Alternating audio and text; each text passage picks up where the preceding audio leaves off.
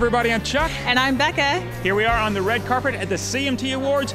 This award show is a lot of fun because it's kind of a free-for-all. People kind of let their hair down on this one. You know, it's a lot more laid back than a lot of award shows. It just kind of, everybody's casual, it's fan-voted, everybody's having fun. Everybody has a party right here on the carpet. And you never know who's going to be here. A lot of interesting collaborations happening tonight, and we'll be talking to a lot of people coming down the carpet. Okay, we are on the purple carpet with Jordan Sparks, who looks incredible. It is great to have you here. What is it for you to be on the purple carpet? What does it mean to you? You know what? I'm actually really excited to be here. It's my first time being at the CMT Awards, but actually something people don't know is that before Idol, I was actually pursuing country music. Really? I was singing at a country western bar on family nights. It was called Fish Fry Fridays, so I wasn't just in a bar singing, but I was doing that. I did Country Thunder. I was a part of that. I won their Young Guns competition, actually, and I got to sing on the big stage. I was 14, and then I came here to Nashville to find a manager and everything, and they said, "What do you want to do?" And I said, "I want to try out for Idol," and here I am. And here you are. And of course, you've had such a great career since then, and this summer you have an amazing movie, coming out with Whitney Houston. So tell us a little bit of what we can expect about that. Well, it's definitely going to be different for my fans to see me in that different sort of light. For me, doing music videos, I have to constantly look in the camera because I'm trying to connect with the listener and make them feel what I'm feeling. In the movie, I had to focus so hard on not looking at the camera, which is so different. Exactly. I was like, okay, look anywhere but the camera right now. But I think people are going to be I think they're going to be really excited to see it because it's Whitney's last film, and I know everybody's going to want to see what she looks like. She's glowing, by the way. She looks absolutely incredible. But at the same time, I think people are going to walk away from it feeling so much more and having gotten so much more out of it. There's a lot of themes in the movie that everybody can relate to, whether it's, having an issue with your parents, having, relationship issues, whether it's something you're dreaming about and somebody telling you no. There's a lot of stuff that people are going to be able to relate to, so I'm really excited for people to see that. And I hope the critics are nice because it's my first film, so be nice. Be nice. Can I just ask real quickly, the fact that you did get to work with Whitney Houston, what did you take away from her when you had the opportunity to be around her and learn from her? She was one of the funniest people ever, and she had a really quick wit. So if you weren't on your toes, she would get you real quick. But she was also very sweet, and just seeing her, she had this knowing, behind her eyes. You would see her, and she had that whole diva element to her. She was the voice, and when she would stand, she commanded a room by not doing anything, it was incredible to see. I would watch her, and I'd just be like, okay, I'd be like, Jordan, calm down right now. But listening to her music, I admired her so much and sang her songs into a hairbrush. And so for me to be standing across from her and she would, I'd be singing under my breath and she'd look at me and she'd compliment me and I'd buckle. It was just one of those crazy things. But as well, she was very, very motherly towards me. She was very nurturing. It was my first movie, and for her, The Bodyguard was her first one. So to have something so huge on your shoulders was crazy, and she knew that. So there was that type of kinship there. But she was incredibly sweet. I miss her for sure. Sparkle is the movie. Jordan, we're so glad to have you. Thank you so much. Okay, here we are on the purple carpet. Hometown boy made good from Murfreesboro, Colton Dixon, American Idol. Great to see you here on the purple carpet, actually. Good to be here. What does it feel like for you to be here at the CMA Music Festival? It's amazing. This is one of my first carpets, where I'm my own artist, apart from Idol, and to see the same response as Toby Keith and Journey and these other people from the fans, it's an amazing feeling. So blessed to be here. Well, and let me ask you, you mentioned being your own artist, and I think that's something that a lot of people talked about with you, is that you had a definite point of view, you knew who you were, and you weren't going to let people push you into something that wasn't Colton Dixon. Can you talk about being able to be on the show with that kind of confidence, whereas some other people may be pushed into something they didn't necessarily want to do? I had the privilege of going through the Idol machine last season and just kind of seeing how things are played, and so I had that experience going into this year, not even knowing I was going to do it this year, but I knew who I was and what I wanted to do, and week in and week out, I made sure and did that. No matter who's telling you otherwise. Jimmy Iovine had some great advice, but sometimes if that rubs against what you want to do, you got to stick to your guns, and I tried to do that, and I think it paid off. I do. And Colton, I recently read Kelly Clarkson said, of course, the first season winner on American Idol, and she was revealing in a Red Book interview that she said there was really no one looking out for her when she was doing American Idol, and it made it really tough. And granted, that was the first season. Has it changed since then? How did you feel about that particular subject? Yeah, this year. People guiding you? You know, I totally believe that American Idol is training grounds for the music industry, and it's dog-eat-dog world. It just is, and I've seen that through and through these past couple months. But you know, there are tons of people on the show, even just the cast and crew. If you ever have a problem, you can go to them. Amazing cast and crew, like very, very pleased with that. But you got to learn how to handle stuff your own. That's how you become your own artist, and that's how you become a dependent artist. Well, and I know you developed a huge fan base, a huge following. Let people know what is in store for you. What can people expect? Where are you at with your music? You know, I am hopefully going into Christian music. That's what I've always wanted to do, and there are some doors opening in that direction, and I'm so excited to be able to do that. Hopefully an album will be out by the end of the year. Okay. Come to the tour this summer and you might get a preview. So that's all I'm going to say. Okay. So. Well, Colton Dixon, thank you so much for stopping by and talking with us on the Purple Carpet. Thank you, sir. Here we are on the Purple Carpet with Eden's Edge, and I am very excited for you guys because you've been coming to CMA Music Festival for a while, but this is the first time you finally have a full album to share with your fans. Can you talk about that? Oh, we could talk about it forever. We're so excited. We've been together for 8 years, so to actually finally have this album in our lives is so pumped. We get to do our first fan club party today. That was so much fun because all last year we got to go on all these amazing tours with Paisley and Reba and Lady Antebellum, and we got to meet all these people along the way, and this fan club party was the first time that they all got to be kind of condensed to this one little room together. It was just a big love fest, and we got to debut kind of our music video for our second single, Too Good to Be True, with them, so that was really special. Lots of fun stuff going on with us, so we're so pumped. Well, I would think it almost sort of feels like you're legitimizing yourself because it's like, I promise music's coming, and now finally you're able to give it to them and say, it's real. I know, it's exciting nice for us too, with our families have been so supportive, and all of our friends back in Arkansas too, and they know we've been out here doing stuff, but to actually have something to be like, you can now go to a store and buy it, you know, it's exciting for us.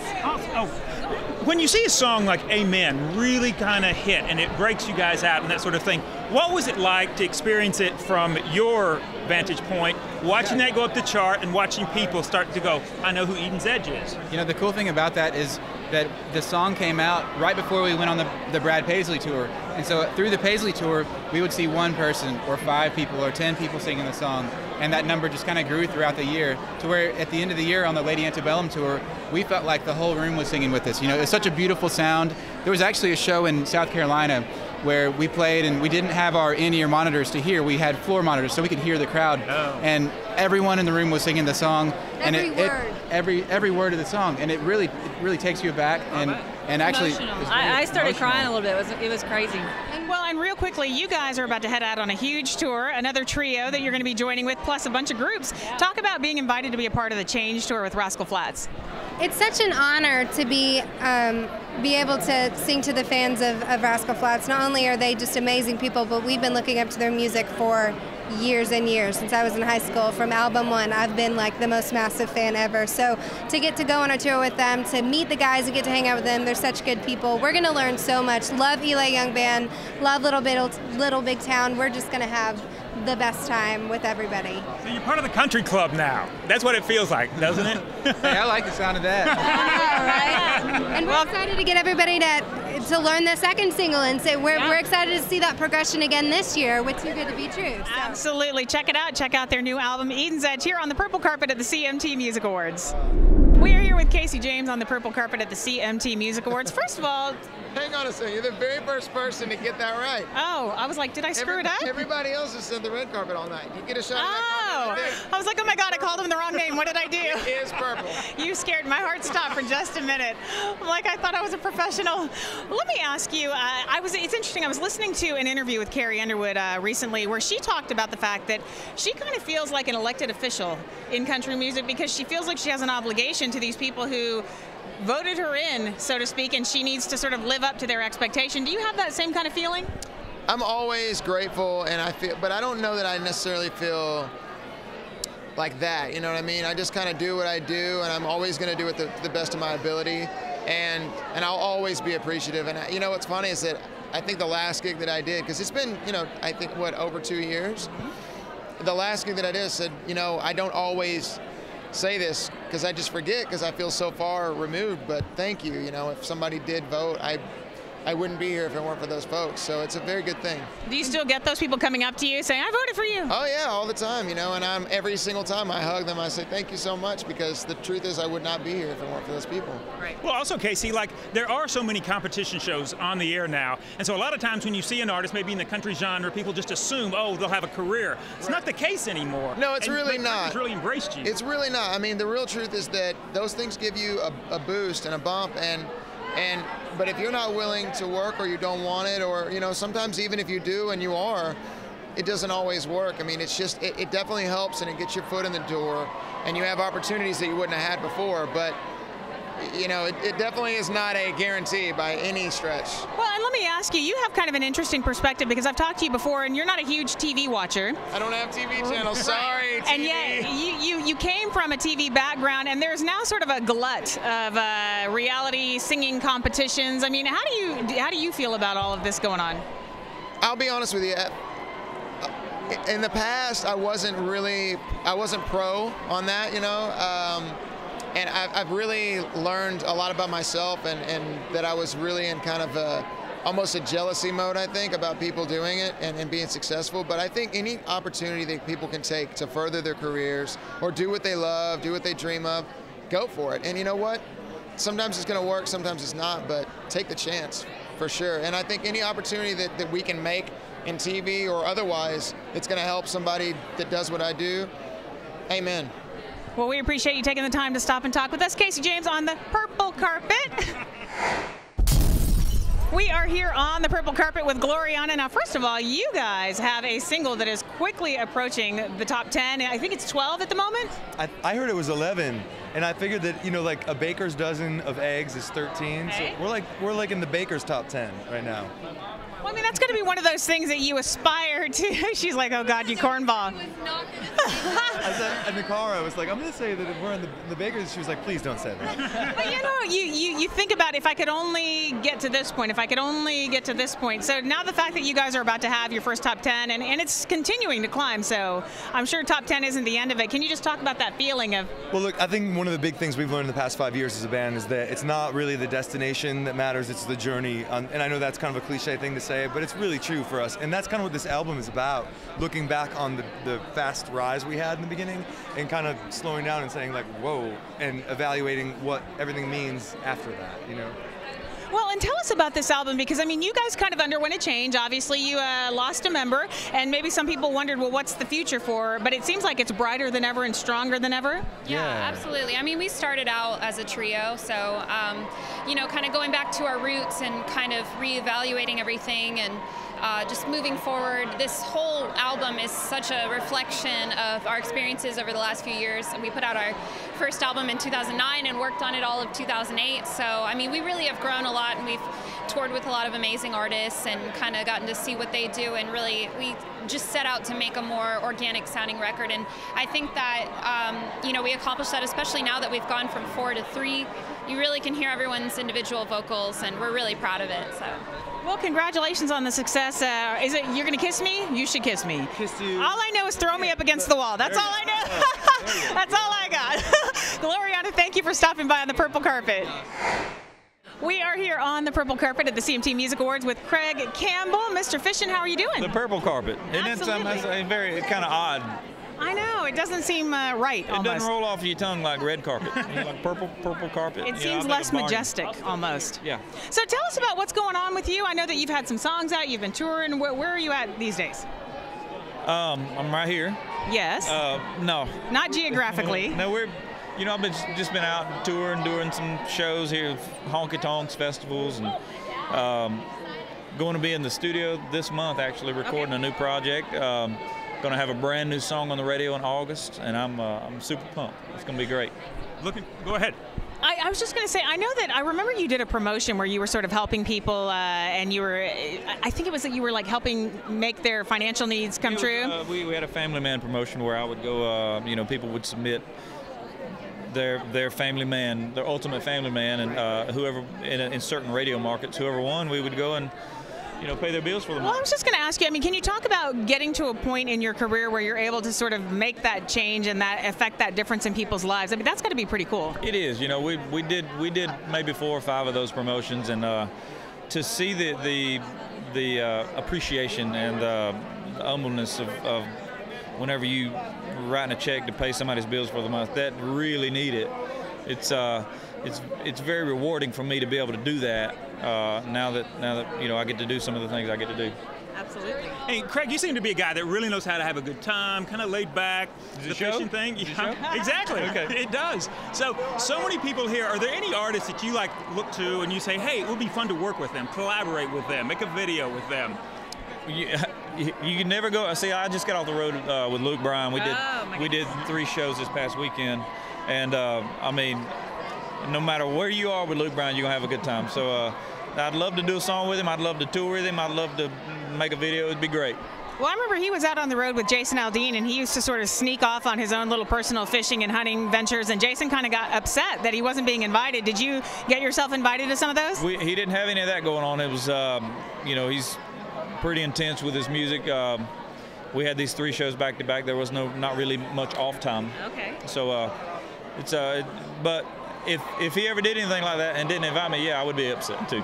All right, well, we look forward to your new music coming soon, and this is Craig Campbell on the Purple Carpet with the Country Vibe. Appreciate it. We are here on the Purple Carpet with Dustin Lynch. Now, Dustin, I have to ask you, there's been kind of this consensus that there's sort of a class of 2012 going on with like Kip Moore, Thomas Rhett, you. Can you talk about being included in that class and the fact that people believe that you all are sort of the next huge hits coming up in country music? Well, I think what's so cool about me and those 2 guys, we're all buddies. Thomas Rhett and I went to college together, and so to be doing this is our first carpet together. We're having a lot of firsts together, and Kip as well. So Kip with that first #1, just recently. So it's really cool, to all be buds and be experiencing the same things at the same time.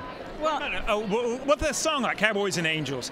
Did you hear that when you first heard that song, or when you first recorded that song? Did you think this is the one that's going to break it for me? Actually, I wrote that song about 2 years ago. And I knew it was a special song. I really did. I obviously didn't know it would be my first single to radio, but I knew it was always a special song. I knew that Mama liked it a whole lot, so it had a chance. And it's connecting because I think it's a universal love story, and every girl thinks she's an angel. So who do you go to? I am. Of course she is. Who do you go to though to pick your songs? I mean, I write most of my stuff, so if there's 10 songs or you've got 20 songs, how do you decide? Do you go to your mom? Do you go to the record label? Do you have buddies? I've got some buddies. My team at the label, and then my producers, Brett and Luke. We all kind of sit down, and it's funny how the cream always rises to the top, and everybody grabs the same thing. Well, and let me ask you, the CMA Music Festival is all about fans. It's all about meeting people. I mean, did you ever come to the CMA Music Festival as a fan? Of course. Are there people even now that you're maybe excited or nervous to meet? Yeah, no doubt about it. I've never got to meet Toby Keith, which I know he's hosting tonight, so that'd be cool to run into him. But no, I'm obviously, I got into this because I was a country music fan, and Garth Brooks is my hero. He's the reason I got into country music. So I got to meet Garth when he's inducted to the Hall of Fame a couple months ago here. So that was kind of tip of the iceberg for me, but yeah, I'm still a fan. I've been to these awards as a fan, and now to be on the carpet's really cool. And also CMA Fest, yeah. Wonderful. Well, Dustin Lynch, keep your eyes out for his album coming out. Cowboys and Angels is the single. Thank you so much for stopping with us. Okay, we are with the McClimates. Great to see you, ladies. Thanks for having us. Thank you. Okay, so what brings you over to the States right now? Well, we've just released our brand new single, well, the album, sorry, but we've released the single, Like I'll Be a Cowboy, and we're pretty much just touring all summer, as well as just enjoying the festivities of this week, which is good. Well, let me ask you, interestingly, The Voice is now over in Australia. Yes. Have you guys been keeping up with that at all, paying attention? How is it? Yes. It's huge. We are, because Keith Urban is actually one of the judges. So we've been tuning in. Okay. Now, we also want to ask you, tricks of the trade when you're on the road. Do you have anything that you do when you're on the road that keeps you sane? Yes, we go to our bunks and close the curtain. Don't talk to each other. No, I think it's just getting a lot of sleep. We sleep a lot. The bus is awesome. It rocks us to sleep. We're really rock and roll. Well, let me ask you, one of the big things now in being an artist, it's almost mandatory that you get involved in social networking, tweeting, Facebooking. Are you guys big on that? And when you tweet, what do you like to tweet about? Lots of random things. I know probably people who work with us are probably telling us to advertise our songs and where we're gigging, but we're telling people, you know, what we're eating, what we're doing. I'm big on retweeting because I just press the retweet button and I'm like, oh my goodness, I'm so hardcore and I know what I'm doing. It makes you seem interesting, though. It does. But we are very involved. We do all of our Facebook, our Twitters. Everything. It's kind of it's a great way to get to know your fans because then they come to your show and you already have that communication going and connection, and it's really wonderful. Well, and tell people where they can find you on Twitter. Absolutely. I'm Brooke McClymont, at Brooke McClymont, and if you can't spell that, it's MCCLYMONT, Brooke with an E. But look for the band, it's the McClymonts. Okay. Yeah. Great. You ladies look great. Have a great time. Thank you. It's been fun. Thanks. We are here on the purple carpet at the CMT Music Awards with JT Hodges. First of all, how are you doing here tonight? I am doing great. How are you doing? We're doing fantastic. Now, when you come to an award show like this, you guys are lucky. There's a nice little breeze going on here. This is such an eclectic award show. It's not. It is primarily country, obviously, but I mean there are so many varied stars from all walks of life. Is there anybody that you're just excited to see, or maybe fascinated by? Well, it's always fun to watch Neil Schoen down there play guitar. Yeah. So hopefully he'll give us a little of that, that thunder tonight. But yeah, this is a really cool event. I'm excited to see some of the collaborations between some of the country artists and the pop rock artists. And it's really all blending like that anyway these days. So we might as well go ahead and admit it, And JT, as your popularity grows, what's it like to come to something like the CMA Music Festival and have so many more fans continually know your music, know you? Well, honestly, for me, it's even more special when people are, tweeting me and Facebooking me and saying, hey, we really like your music. It's really unique. Even some people that said, at first I didn't know what to think of you, and now I'm hooked on your music. I do something that's a little different, and it's really encouraging. Things have gone really, really well thus far, and hopefully it's going to be a fun ride. Well, and I have to ask you, you were part of People Magazine's Hottest Guys in Country Music. And I'm just guessing some people may be your fans specifically for that reason. Does it matter to you how they come to you? As long as they buy a download. Think he's sexy, like his music, he doesn't care. I've got to ask you too, like Kip Moore, he got a lot of attention when he took his shirt off. In his video, anything like, may be like that? I'm paying attention. Future? That's not really my thing, to be completely honest. But hey, Kip's a friend of mine, so congratulations for taking your shirt off in your music video. All right, well, JT Hodges, thank you so much for taking the time to talk to us.